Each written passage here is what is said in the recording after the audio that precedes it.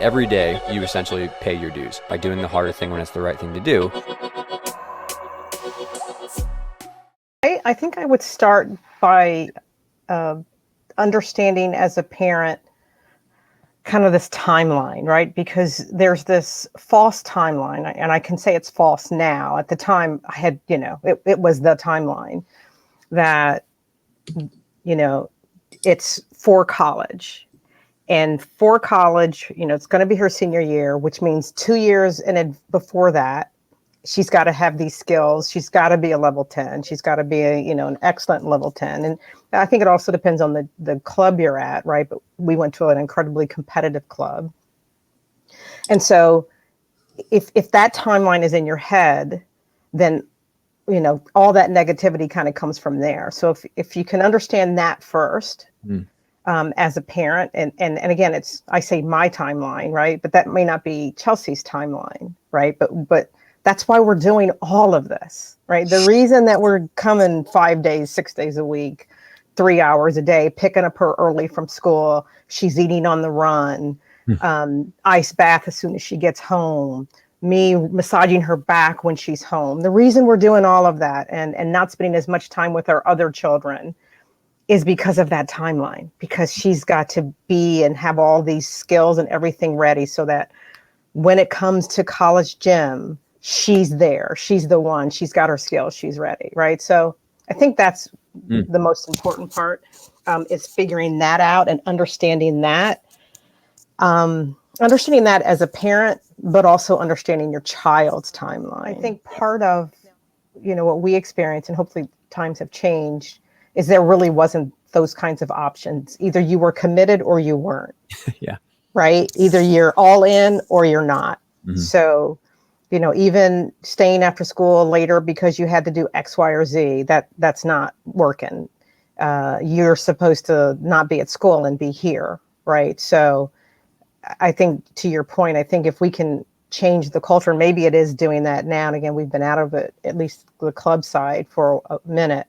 But if that could change, because I know what we were dealing with, if you weren't, front and center every time, you're not, and don't forget too, you're also struggling to be the athlete that the coaches look at too, or you're struggling for your daughter to be the athlete that the coaches, because you're competing to be in competition, at the meets. You're competing to get the extra help, because, I think we can safely say that not all coaches are honest brokers, right? Not every athlete is treated equitably. And so you're fighting that as a parent the whole time too. In our case, as you can even see in this interview, Chelsea's the quiet one. Chelsea's, she's not going to be the one jumping up and down saying me, as some of her teammates were. I mean, some of the other teammates, watch me do this, watch me do this. Let me do one more. Let me do one. Chelsea's like, I don't even want to do the one I just did. And so then, for me, I became that advocate for her. So there's a lot to unpack there. There really is. But I do agree, wholeheartedly that it's figuring out what the gymnasts want, and being able to coach that particular gymnast. Right. Oh my gosh. I think the parent-coach relationship is so important, because without it, the gymnast becomes the middleman. And then that's just so much added pressure as the gymnast that we don't need. We're here to compete our skills, work on new skills, and potentially move up. And if we have to then be this relationship between our coach and our parent, there's just so much opportunity for miscommunication that the gymnast, I don't think, should ever have to experience. Yeah, that's very, very important. I'm glad you said that. And also looking back about like how, even I studied a lot of books about like how do we create a better culture, and something that worked with the gymnasts really well are what are called micro events, or these touches, as Eva said, which is just these little conversations like about their them as humans, right? Like, how did that test go? Like, I know you had something going on. Like, what's going on the weekend? What do you have going on? Did you guys have fun at your sleepover last week? Like, all those little things. But for me, I had to translate that into like, I mean, I was so like nervous talking to parents. It was like graded exposure for me, right? I was like a 22-year-old kid who knew nothing about parenting.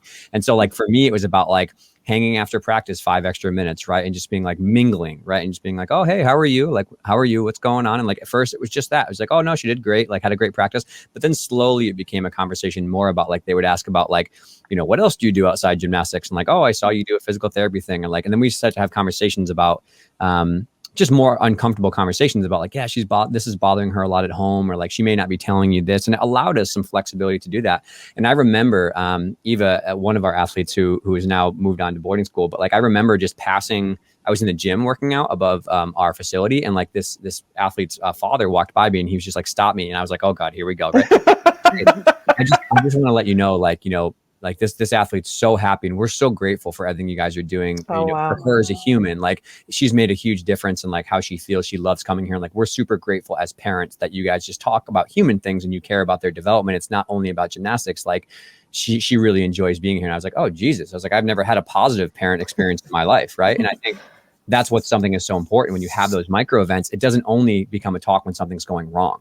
And I think that's the big thing, is like, usually when I would talk to parents, it was like, someone didn't move up, there's an injury, she's scratching a knee, like the call, like, oh, we took a little spill on beam, we'll do an x-ray, right? So I think that when you have micro events, you can just have really casual conversation. And it made me much more comfortable to just talk to all parents. But then it really made me comfortable on both ends of great positive feedback or critical feedback about things that we weren't doing well as coaches. At some point as coaches, if you could see me as Dianna versus Chelsea's mom. Yes. Right? Because that's two different viewpoints that you're coming to talk to me about, right? Yeah. And in most cases, the coaches probably don't even know what our names are. It's just Chelsea's mom, right? So I think because we're individuals as well. Yeah. And so I think it's, if we can understand Chelsea's mom's view, however crazy or good it is, that also helps you just manage everything too. Yeah. Well, I think that's a really important point about perspective taking, and remembering that we are all not Chelsea's mom or Eva's, Dave's coach or this and that. We are people who are involved in gymnastics. That's right. These are kids who do gymnastics. I am a guy who coaches gymnastics. I also have a life outside of this. That's right. Like, you are a woman who has a daughter who is involved in gymnastics, and you also have a life around. So I think that's important to remember, that like, we are in this weird ecosystem. Like, Chelsea, you ever see your coach like in the grocery store and you're like, oh my God, I didn't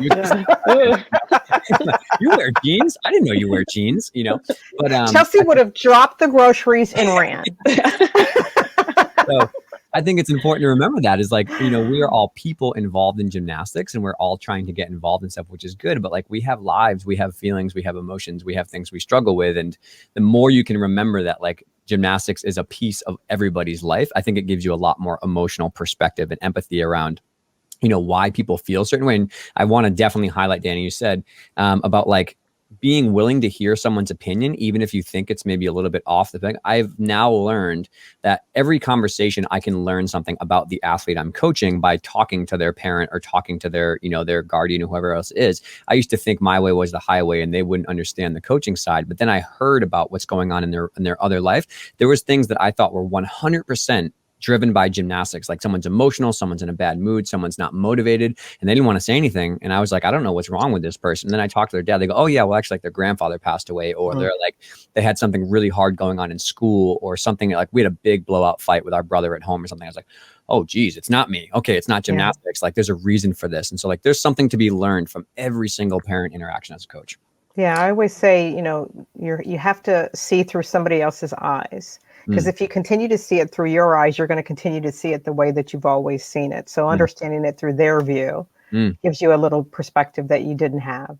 Ask yourself, what is at the root of this helicoptering behavior? Because oftentimes it's guilt or anxiety. I mean, these parents want to be there for their kids to support them, but they don't always know how to do that. When they don't know what to do, they might feel guilty, inadequate, and nobody wants to feel that way. So they hyper focus their energy on the wrong things, maybe not knowing that they are the wrong things because they don't know what else to do. So give them something to do. Talk to them about how they can be helpful. Think of all the things that we can't control as coaches, like how much sleep they get, what they're eating, and how much water they're drinking, how they're managing their time. I mean, these are things that the parents can be incredibly helpful with. Or some parents just need a job to do. That was my mom. Give her a task to do and something that will help you as the coach check something off your own list and help the parents feel involved in their child's gymnastics. Imagine how much more you can get out of your gymnasts in practice if you've partnered with the parents. Suddenly, the gymnasts are taking more turns because they have the energy, because they got a good sleep that night. They're thinking clearly or having a really focused day on balance beam because they're not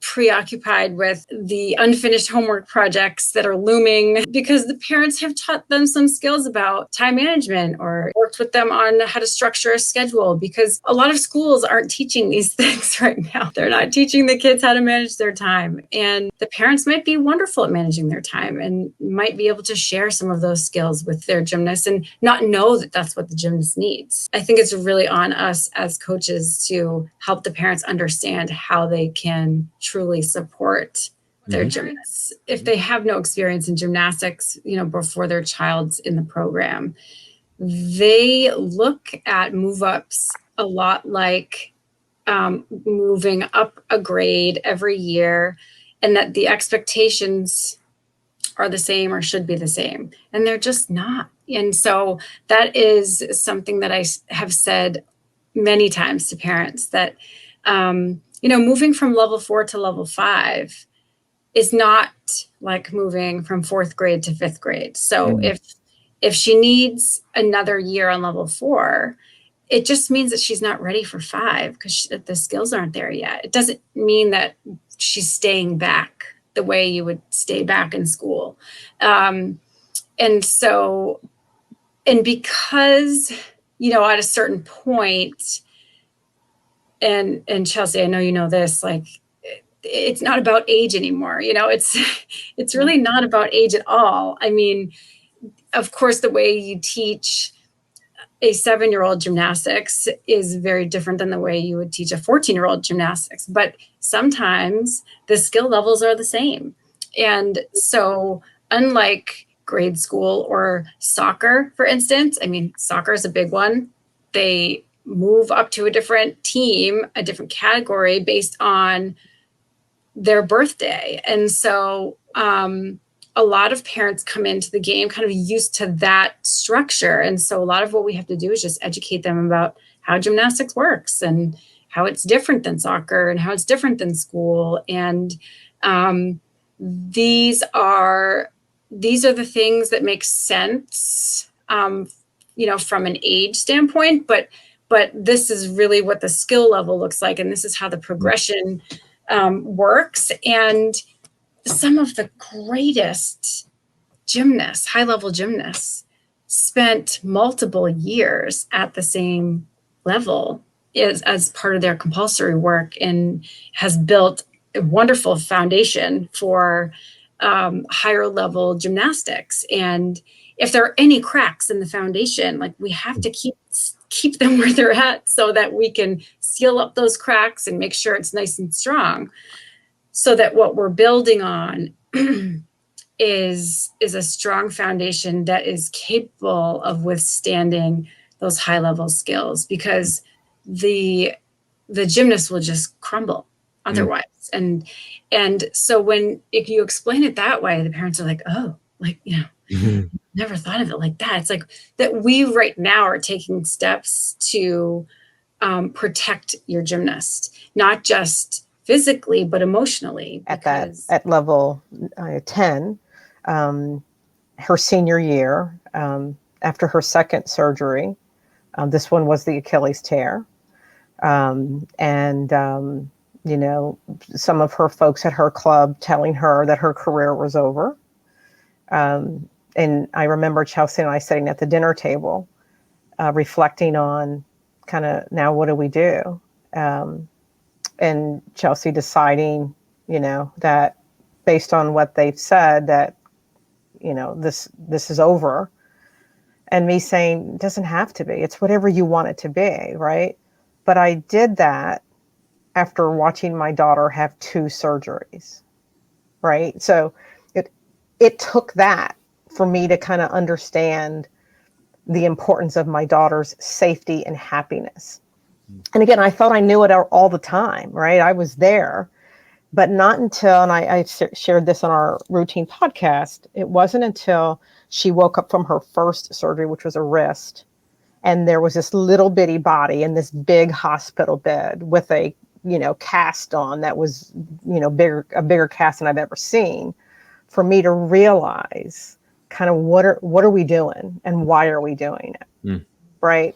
And so that's when I would say, again, back to, bringing it full circle, if we think about those bookends and what it is we're trying to do, what's that end goal and what's that beginning goal, and understand what's going to happen through the middle.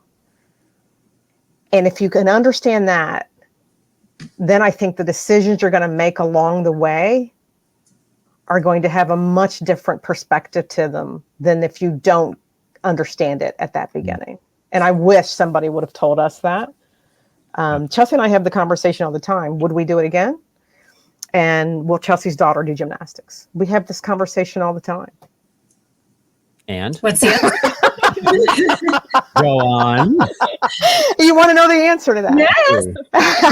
Yes. I would not do it again. As a parent of what we went through, there's no way I would do it again. And I wouldn't have my granddaughter do it if I had that choice. My children are very strong-willed, so I don't get the chance to tell them, but I would highly recommend that they not do it.